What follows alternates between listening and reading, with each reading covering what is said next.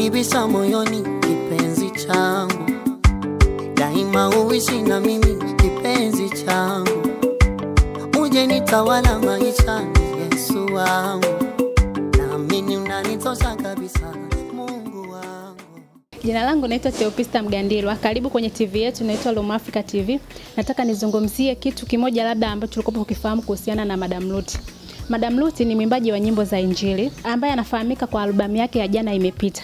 Mbali na kuwa ni mwimbaji wa nyimbo za Injili, pia ni mfanyabiashara ambaye amefungua maduka mawili ambayo maduka yote yapo Kariakoo. Duka la kwanza linafahamika kwa jina la Leza ambalo ni duka ambalo linahusika vifaa sola na vifaa vya umeme. Na pia hili duka lingine ni duka la vifaa vya urembo ambalo linafahamika kwa jina la Planet Jewelers ambalo pia lipo Kariakoo.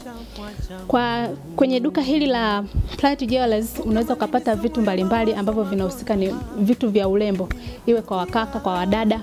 Kwenye hili duka la Planet Jewelers unapata vitu mbalimbali kama saa, chain, heleni, vitu mbalimbali vya urembo ambavyo vinakuwa ni pande zote, iwe kwa wakaka, kwa wadada, vyote unaweza kupata pale. Na pia vifaa vyake anachukulia nje.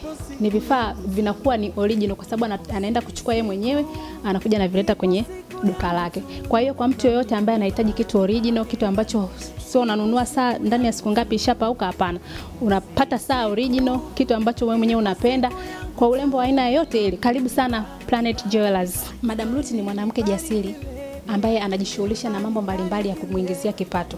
Mbali na kuwa ni mwimbaji, yeye ameamua kuona kwamba uimbaji peke yake hautoshi. Ameamua kujikita na kwenye mambo ya ujasiriamali, kwa mfano kama tulivyokuambia hayo maduka yake yanaweza kumuingizia kipato. Hajategemea tu kwamba mimi ni mwimbaji ni dili na mambo ya uimbaji peke yake, hapana. Ameamua kujishughulisha na mambo mbalimbali. Na ukimlinganisha Madam Ruti anakuwa tofauti na watu wengine, labda tuseme watu ambao wapo kwenye ndoa. Kuna mwingine akiona kwamba labda mimi niko kwenye ndoa, mume wangu ana kipato fulani, basi haina haja ya kujishughulisha yeye mwenyewe ili kujiingizia kipato. Lakini kwa Madam Ruti naona ni mtu wa tofauti ambaye ameona hata kama ni mwimbaji, hata kama nimeolewa, lakini mimi kama mimi natakiwa nifanye nini? Niweze kuwa na biashara au niweze kuwa na kitu kingine ambacho kinaweza kuniingizia kipato. Sisi kama wanawake tunahitaji kuiga mfano kama Madam Ruti.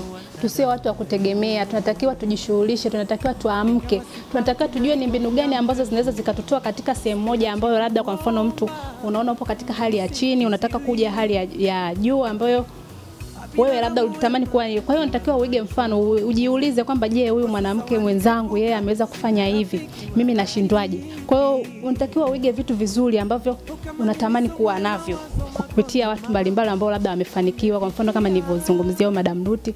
Kwa hiyo mtu ambaye anataka kuiga mfano wake anaweza akaiga, kwa sababu ni vitu ambavyo vipo. Ukitaka kuwasiliana na Madam Ruti ili kupata bidhaa zake bora, angalia namba yake inayopita kwenye skrini yako.